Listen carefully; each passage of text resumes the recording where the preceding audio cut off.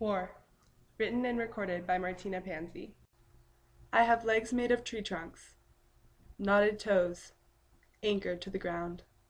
Dry blood settles in the creases of my face and in the rims around my nails.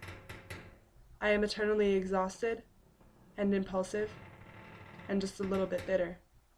I am as heavy as the ocean. I rumble inside the skin of the crust, through tunnels traveled too many times. I swing from streetlights and crumble cliffs. I am the monster in your child's closet. I sit on their shoes by the broken globe and wait for them. They will come to me.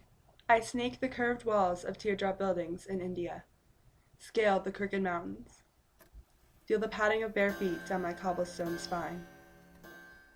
A thick quilt of people, every step is a statement, a drumbeat, a cry, a collage beating with freedom. I coil into 100 guns surrounding the crowd like points of a star. The quilt explodes in a kaleidoscope fracture.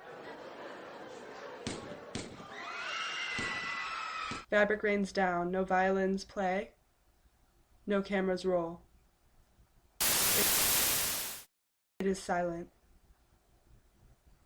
I find myself in a quiet suburb. I am a bathroom mirror flecked with rust. A woman looks me between the eyes and finds her husband staring back.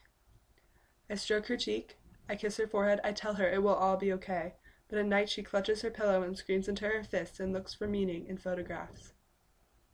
I watch her cry from inside the radio when she is driving back from work, and soon a folded flag arrives to collect dust on the wall. Her skin cracks and the emotion pours out.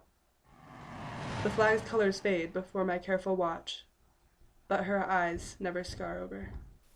I am watching a group of young people from Embers in Ohio.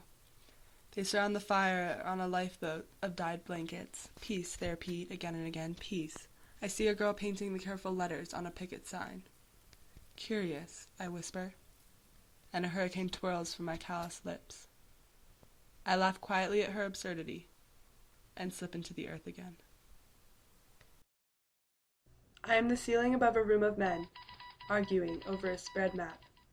My world, explored and pinned and stretched under light. Rivers and tactics and carefully inked numbers. Dots in the millions. Checkers on a board. The men shake hands. It is very boring when they do that. Nobody wins when they do that. I use a delicate finger to tip over a ship figurine. It spins like a top across the painted paper and topples. I anticipate the drowning. The blame. I am a classroom in Colorado, peeking under the chairs and listening through the cracks of the cement floor. People try not to breathe too loudly and shift their weight. Posters and papers dot the room like flaky wallpaper. The students have ideas. They say support, they say power, they say propaganda. They try to pin me down, they try to comprehend me with abstract phrases and similes as weapons. They take an opinion and debate and write poetry because they have a lot to say. Because the words of gum-chewing 16-year-olds will surely define me. I exist. Not even the most intuitive young poet in the world can change that. Class dismissed. I am the wet wind rustling Vietnamese vines. Here there are men with no faces, green canvas hanging off of hunched bodies. They are a troop of skeletons, and they lean on each other in small groups of teepees. There, half of a boy on a cot, his back is mangled, clay in my fist. I am a fly swarming him like cantaloupe. The muscle is torn and shiny and warm, and I grin because it really is awful. His cheek is flecked with the thread pattern of the sheets. His eyes glaze but open, and he looks at me straight. He is not one, but 1,000 dying boys, 1,000 staring pupils. The boy shuts his eye tight and screams. White noise. It is just so fascinating, this game that I play.